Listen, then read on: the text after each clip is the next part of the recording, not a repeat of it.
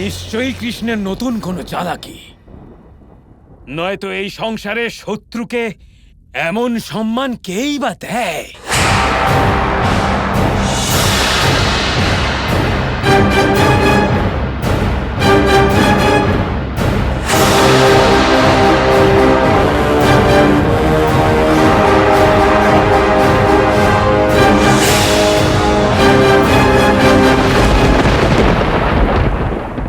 এসব কি হচ্ছে কৃষ্ণ?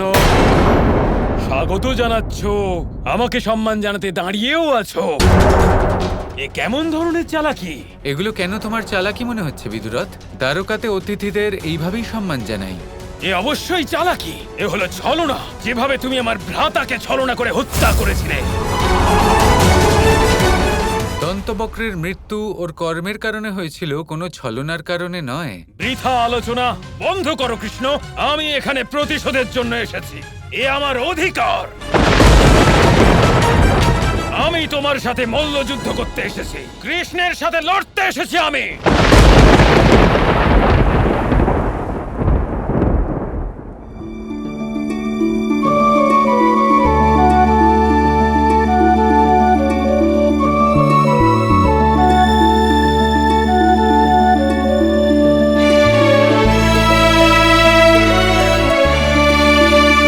নিশ্চয়ই এটা কৃষ্ণের কাজ।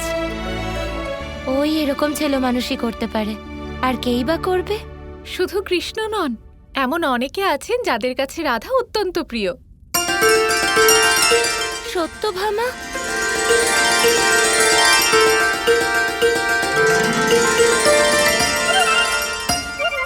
সত্যভামা, তুমি কখন এলে? আর তোমার যাত্রা কেমন হলো? অসাধারণ। যে কটা মন্দিরে আমি গেছি, সব জায়গায় কেবল রাধা কৃষ্ণের প্রতিচ্ছবি দেখতে পেয়েছি। আমাদের প্রতিচ্ছবি? কিভাবে? প্রেম তো সবাইকে মিলিত করে, তাই না রাধা? আমি প্রত্যেক দেবদেবীর মন্দিরে গিয়েছি, তাদের কাহিনী শুনেছি, আর তখন আমি বুঝতে পেরেছি প্রতিটি মন্দির প্রেমের কাহিনী দিয়েই তৈরি হয়েছে। আর সেই জন্যই প্রত্যেকটি মন্দিরে আমি রাধার কৃষ্ণের প্রতিচ্ছবি দেখতে পেয়েছি। ওনাদের থেকে পবিত্র প্রেম আর কারোর হতেও তো পারে না। তোমার মুখ থেকে যে কথা নিঃসৃত হলো নিশ্চয়ই সত্য হবে। তবে এটা বলো, এইসব উপহারের কি প্রয়োজন ছিল? এসব উপহার আমি পাঠাইনি, আমি তো কেবল বার্তা বাহক মাত্র। তাহলে কে পাঠিয়েছেন?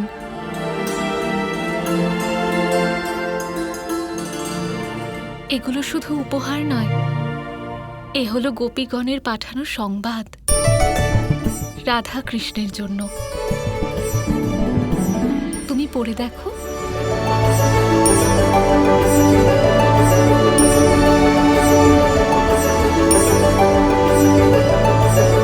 কি সুন্দর অক্ষরে লেখা হয়েছে। এ শুধু পত্র নয় রাধা, এগুলো ওনাদের আবেগ।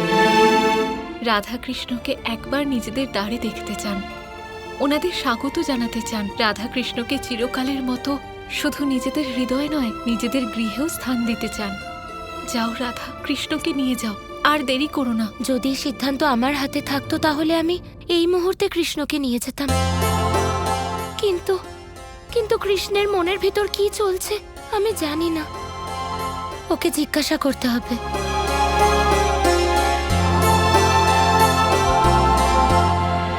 আমাদেরই দ্বারকাতে এসে, আমাদেরই সভাতে দাঁড়িয়ে, আমাদেরই দ্বারকাধীশের সামনে এমন অহংকারীর মতো কথা বলছে ও। এমন দুষ্ট অহংকারী ব্যক্তিকে উচিত শিক্ষা দেওয়া প্রয়োজন। শান্ত হন। বিদুরথ কোনো অনুচিত কথা বলছে না, ওর দাবি অনুচিত নয়। দ্বন্দ্ব করা ওর অধিকার। তুমি যা চাইছো তাই হবে, এই দ্বন্দ্ব হবে, আর এই বিষয়ে আগামী সভাতে আলোচনাও হবে। আপাতত দ্বারকার আতিথ্য গ্রহণ করো। আমি এখানে মল্লযুদ্ধ করতে এসেছি, দ্বারকার সুখভোগ করতে আসিনি। আমি তোমাকে আশ্বস্ত করছি বিদুরথ, তুমি যা চাইছো তাই হবে। দ্বন্দ্ব হবে, কোথায় হবে, কিভাবে হবে, কার সাথে হবে, সেই সিদ্ধান্ত শীঘ্রই নেওয়া হবে।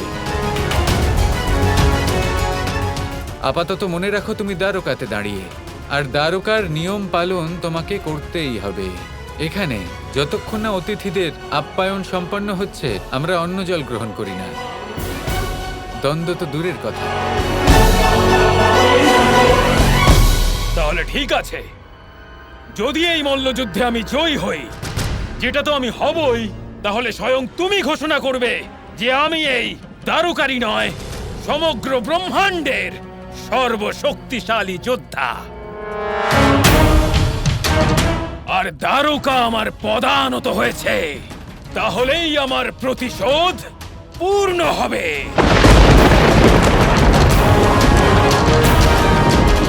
কানাই, ভুলবশত এরকম প্রতিশ্রুতি দিও না। এই অসুর এই প্রতিশ্রুতির যোগ্য নয়। যদি তুমি জয়ী হও তাহলে আমি অবশ্যই এরকম ঘোষণা করব। প্রদ্যুম্ন, ওনার আপ্যায়নের ব্যবস্থা করো। আসুন।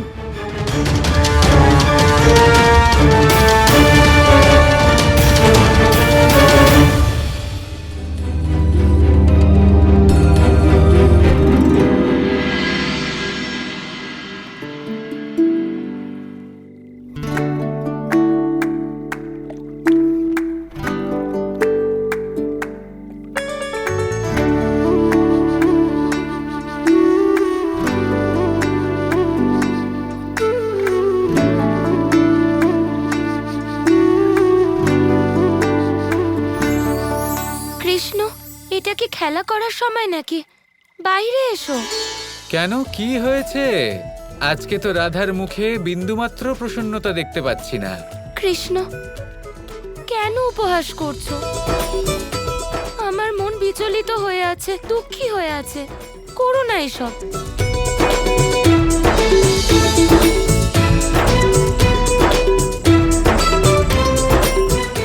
রাধা কখনো দুঃখী হতে পারে না। রাধা দুঃখী হলে এই সংসারও দুঃখী হয়ে যাবে। আমার দুঃখের সাথে সংসারের দুঃখকে জড়ানো বন্ধ করো। কেন জড়াবো না? আমার তো সমগ্র সংসারই রাধা।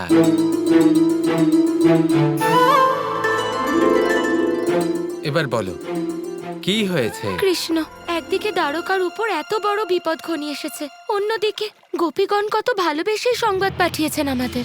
আর এই মল্লযুদ্ধের প্রতিশ্রুতির জন্য আমরা যেতে পারবো না।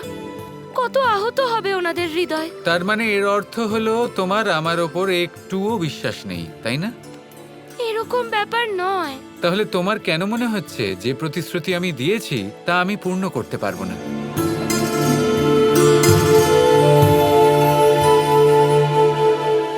এটা গোপীগণ পাঠিয়েছেন না? ওনাদের সংবাদ পাঠাও যে কৃষ্ণ আসতে চলেছেন এবং কৃষ্ণের আগমনের জন্য যেন সবাই প্রস্তুত থাকেন। কৃষ্ণ, তুমি কি বলছো এটা? একদিকে তুমি বিদুরথকে দ্বন্দ্বের প্রতিশ্রুতি দিয়েছো, অন্যদিকে আমরা গোপীগণের ওখানে কিভাবে যাব? কিভাবে সম্ভব এটা? এবং এই দুটোই আমি পূর্ণ করব। তোমার বিশ্বাস আছে নাকি নেই? কৃষ্ণ, আমার বিন্দুমাত্র ধারণা নেই তুমি এই দুটো কাজ কিভাবে করবে। যদি বিশ্বে এমন কেউ থেকে থাকেন যিনি এটা করতে পারেন, তাহলে তিনি শুধু তুমি। তাহলে এই সংবাদ গোপীগণকে পাঠিয়ে দাও। আর এখন আমার জন্য বাঁশিতে একটা মধুর সুর বাজাও রাধা। আমি বাজাবো? তুমি না বাজালে আর কে বাজাবে? এবার দেখো, আমার সামনে যে কাজ রয়েছে সেগুলি মোটামুটি অসম্ভব কাজ। এবার এগুলি যদি সম্ভব করে দেখাতে হয় তাহলে তো মন শান্ত হতে হবে। আর আমার মন কিভাবে শান্ত হবে? যখন রাধা আমার জন্য বাঁশি বাজাবে তখন, ঠিক কি না? কথায় রাজি করানো তোমার থেকে শেখা উচিত।